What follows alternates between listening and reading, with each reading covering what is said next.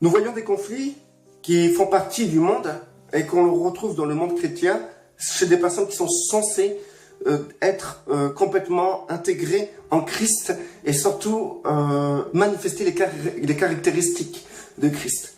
Et ça, c'est à cause d'un dépouillement qui doit se faire dans nos vies. D'accord? Donc ça ne veut pas dire que vous êtes des mauvais chrétiens. Le chrétien charnel n'est pas mauvais en soi, mais c'est un chrétien qui doit être dépouillé. D'accord?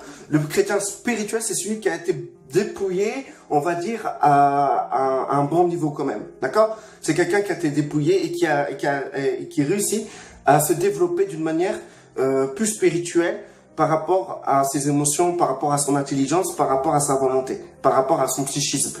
Et qu'il arrive à soumettre son corps pour la volonté de Dieu. Voilà un chrétien spirituel. Mais souvent, nous avons du mal à soumettre notre corps physique pour faire la volonté de Dieu parce que notre âme n'est pas encore traitée et aussi dépouillée de toute substance qui appartiennent au monde et à Satan. Du coup, c'est pour cela que nous appelons cela des chrétiens charnels et c'est pour cela que nous avons du mal à marcher complètement dans la volonté de Dieu. Donc, nous pouvons comprendre que le but de Dieu, c'est justement soumettre votre volonté parce que votre âme est le composant de votre volonté, de votre intelligence et de vos émotions, de votre personnalité, quoi. Donc, du coup, tant que votre volonté, tant que vos émotions, tant que votre intelligence n'a pas été dépouillée, brisée selon la volonté de Dieu, eh ben, vous allez utiliser votre corps physique. Qui dit corps physique, tout ce qui compose tout ce qui est composant matériel, tout ce qui appartient au monde de nos sociétés physiques, et ben en fait vous serez porté à développer vos vies dans cela et aussi vous serez amené à vous intéresser aux choses de la terre. D'accord? Donc quand Dieu traite l'âme de la personne, c'est que sa volonté est tournée vers le Père. Ses émotions sont brisées et contrôlées par l'esprit et son intelligence est renouvelée selon la pensée de Dieu. À partir de ça, l'âme est complètement régénérée et aussi, nous pouvons dire que l'âme est dépouillée de toute substance qui appartient au monde et à notre ancienne vie qui est une vie terrestre. Mais par contre, à partir de ce moment-là, notre âme qui contrôle notre corps, ça c'est grâce à mon âme que je peux faire ça, d'accord? Donc du coup, mon corps sera un outil pour la volonté de Dieu, puisque mes désirs sont portés vers Dieu, mes sentiments sont contrôlés par Dieu, et aussi mon intelligence est renouvelée selon la pensée de Dieu. Donc mon corps sera un instrument pour faire la volonté de Dieu, d'accord? Donc tant que votre âme n'a pas été dépouillée, vous pouvez comprendre qu'à partir de là, votre corps sera un outil d'une âme qui n'est pas dépouillée selon la pensée de Dieu. Le sujet n'est pas là, mais c'est pour vous expliquer qu'il y a tellement de choses à dépouiller, parce que vous savez, les émotions, c'est un rayon énorme, un dépouillement énorme dans tout ça. L'intelligence a besoin d'un renouvellement, mais énorme. Et souvent, avant d'être renouvelé, il faut briser les forteresses qui sont érigées dans notre intelligence, nos pensées, etc. Et en plus de ça, il faut une rééducation selon la pensée de Dieu. Donc, vous voyez le travail que ça demande. Aussi, notre volonté. Tout petit, on nous a déjà formés pour que notre volonté soit adéquate aux sociétés dans lesquelles nous vivons. Donc du coup, nous pouvons comprendre que nous sommes asservis déjà et que nous sommes déjà programmés. Ce dépouillement, c'est un déprogrammement que Dieu va faire pour nous reprogrammer selon sa volonté et à son image. D'accord? Donc, un problème qui sévit aujourd'hui, c'est que nous avons encore des réflexes de notre éducation passée. Et parmi ces réflexes, il y a tant de choses, mais là je vais parler d'un thème précis. C'est que en fait, nous projetons vers les autres. Et ça, c'est un problème. Parce que le Seigneur nous a fait uniques, chacun, individuels. Les empreintes de nos mains en sont les caractéristiques. Notre code génétique en sont les caractéristiques. Nous sommes uniques. Chacun de nous sommes uniques. Nous ne sommes pas des doubles de quelqu'un. Nous sommes faits selon l'imagination, la volonté de la création de Dieu. Donc du coup, nous sommes tellement variés, divers, que en fait, l'uniformité, c'est une erreur de la nature. C'est une erreur naturelle. C'est une erreur qui n'a pas été programmée par Dieu. C'est une erreur qui doit être traitée dans nos vies, même en Christ. Et donc, il faut vraiment prendre ça au sérieux. Parce que si vous vous projetez par rapport aux autres, et à partir de là, vous ne pouvez pas rentrer dans votre destinée. Vous ne pouvez pas faire la volonté de Dieu, et Dieu ne peut pas vous utiliser. Car Dieu n'utilise pas une copie, il utilise tout le temps des choses authentiques. Donc, si vous n'êtes pas authentique, le Seigneur ne peut pas vous utiliser. Et son but même, c'est de vous rendre authentique. D'accord? Ça ne veut pas dire que vous serez spécial par rapport aux autres. Vous savez pourquoi on ne peut pas se comparer par rapport aux autres? Pourquoi l'autre n'est pas plus grand que l'autre? C'est parce que nous sommes différents. Nous pouvons nous comparer les uns aux autres à partir du moment que nous sommes pareils. Mais du fait que nous sommes totalement différents, il n'y a aucun critère fiable pour que vous soyez les uns et les autres comparables. Du coup, se projeter envers les autres, on voit bien ça dans le monde chrétien. Avant, dans le monde tout court, c'était on voulait être comme les stars, comme nos potes, faire comme les autres, etc. Bon, y a rien à dire par rapport à ça. Dans le monde, c'est que copie sur copie. Et c'est pour ça que les stars, on les appelle les apôtres de Satan, parce que en fait, les stars sont là pour donner un modèle. Et on voit aujourd'hui les gens, comment ils se comportent, c'est selon le modèle qu'on peut voir à la télé. La télé est le sujet dans lequel les gens se projettent. Vous vous rendez compte jusqu'à où ça va. Donc après, il y a nos sociétés, la conformité, etc. Voilà quoi. Du coup, nous pouvons voir déjà qu'il y a que dans le monde, déjà, d'où vient, on était déjà imprégné dans ça. Mais quand on rentre dans le monde chrétien, quand on vient en Christ, eh ben c'est pareil. Les gens se projettent. Quand c'est plus les stars, c'est les pasteurs. Donc les gens vont être pasteurs, apôtres, avoir des grands ministères, avoir des choses justement qu'ils peuvent voir et qui sont quelque chose de valorisant dans le monde chrétien. Donc y a des personnes qui vont imiter des grandes personnes qui étaient des grandes personnes de prière. Et on va voir même des personnes, selon leur langage, on peut savoir quel livre ils lisent ou de quelle église ils viennent. Il n'y a aucune authenticité, il n'y a que du copiage. Et ça, le Seigneur ne peut pas utiliser ces choses-là. Donc, c'est rassurant de savoir que le Seigneur nous a créés uniques et authentiques. Donc, du coup, il veut nous faire rentrer dans dans ce que nous sommes vraiment, dans ce que lui-même a projeté que nous soyons lorsqu'il nous a créés. Vous comprenez ce que je veux vous dire? Donc du coup, se projeter en vis-à-vis des autres, ça crée des émotions. Ces émotions peuvent être négatives. Ça peut créer la jalousie, ça peut créer la rancœur, ça peut créer la colère, ça peut créer la rancune, ça peut créer l'adversité, etc. Les divisions sont faites par rapport aux gens qui se projettent.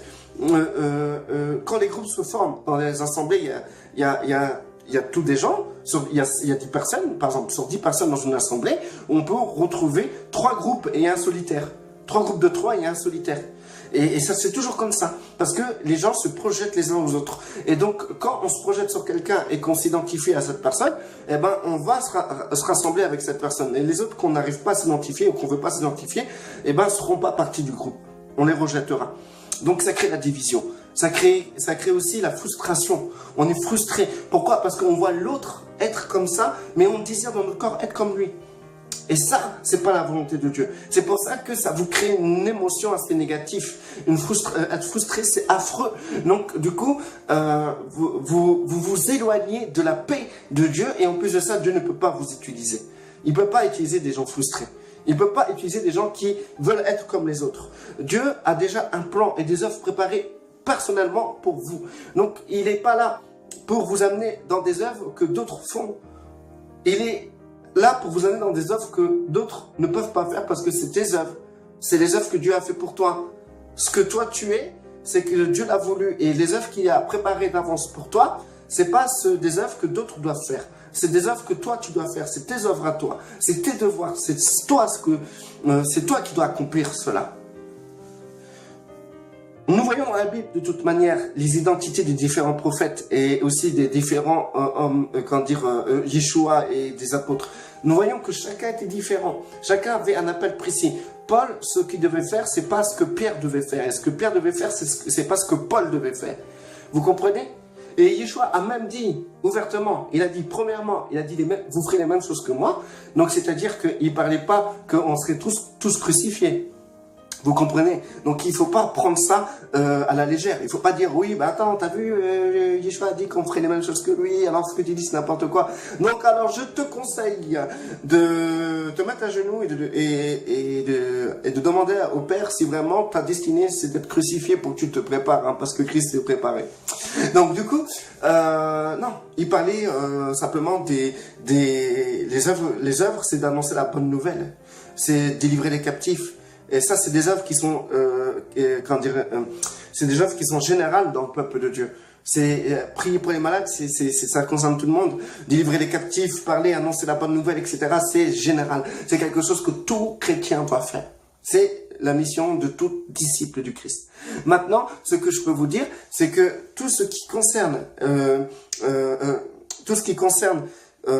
les œuvres individuelles, ça c'est autre chose. Par exemple, Yeshua a rajouté, vous ferez des choses plus grandes que moi. C'est-à-dire, vous ferez des choses que j'ai jamais fait. Ça sera encore plus grand de ce que j'ai fait moi sur terre. Vous vous rendez compte, le Messie qui nous sort un truc pareil. C'est magnifique. C'est par exemple une promesse incroyable. C'est comme par exemple un directeur d'une grande entreprise, un PDG qui vous dit comme ça, tu auras une entreprise comme moi, je vais faire en sorte que vous ayez une entreprise comme moi, et aussi je vais faire en sorte que vous ayez une entreprise plus grande que la mienne. Si quelqu'un vous promet un truc comme ça, vous êtes dans la joie, quoi. Vous êtes, waouh, vous dites, ça va être énorme, en fait, quoi. Donc, imaginez-vous ce que Yeshua a fait, que nous sommes appelés à faire de plus grandes choses. C'est-à-dire que vous avez vu une seule personne, comment il a retourné la terre. Alors, imaginez-vous quand c'est tout le peuple de Dieu qui se réveille. Waouh, ça va être puissant. Ça va être destructeur du sens positif. Et oui, hein, quand tu allumes la lumière, ça détruit l'obscurité. Et oui, c'est une destruction des ténèbres pour laisser place à la lumière. Du coup, nous pouvons comprendre que se projeter par rapport aux autres dans le monde chrétien, c'est pas ce que Dieu veut. Vous ne devez pas imiter les autres, vous ne devez pas envier les autres. Vous devez simplement voir ce que Dieu veut pour vous. Et ce que Dieu veut pour vous est totalement différent de ce que vous pouvez voir des autres, et aussi par rapport aux choses que vous désirez faire parce que vous avez vu les autres le faire. C'est totalement différent. C'est vos trucs à vous. Ça vous appartient. Et vous savez, personne ne peut vous les voler. Personne ne peut les faire à votre place. C'est à vous, ça vous appartient. Et oui, hein. Donc, du coup, je vais vous lire un verset qui est vraiment magnifique. Alors, c'est dans Jean 21, à partir du verset 19 plutôt, à partir du verset 19. Alors, il dit cela pour indiquer par quelle mort Pierre révélerait la gloire de Dieu. Puis, il lui dit, suis-moi. Donc, je vais lire au verset 18, comme ça sera un peu plus clair. En vérité, je te l'ai dit, quand tu étais plus jeune, tu mettais toi-même ta ceinture et tu allais où tu voulais. Mais quand tu seras vieux, tu tendras les mains et c'est un autre qui t'attachera ta ceinture, qui attachera ta ceinture et te conduira où tu ne voudras pas. Il dit cela pour indiquer par quelle mort Pierre révélerait la gloire de Dieu. Puis il lui dit, suis-moi. Donc là, il a dit, voilà, Pierre, ça c'est pour toi. Il n'a pas dit ça à Paul, il n'a pas dit ça à Jacques, il n'a pas dit ça à un tel, il n'a pas dit ça, il a dit ça, c'est ta destinée, Pierre. C'est ta destinée, Pierre. Et voici ce que Pierre lui répond. Pierre se retourna et vit venir derrière eux le disciple que Jésus aimait. Celui qui, pendant le souper, s'était penché vers Jésus et avait dit, Seigneur, qui est celui qui t'a trahi? Donc du coup, Pierre, il a su sa destinée, son appel, etc. Mais il se retourne et il est curieux. Il est curieux il voit les autres arriver. En fait, il voit les autres, il regarde autour de lui. Il regarde les autres Voilà sa réflexion. Écoutez. En le voyant, Pierre dit à Jésus, et lui, Seigneur. Alors, et lui, Seigneur, que lui arrivera-t-il?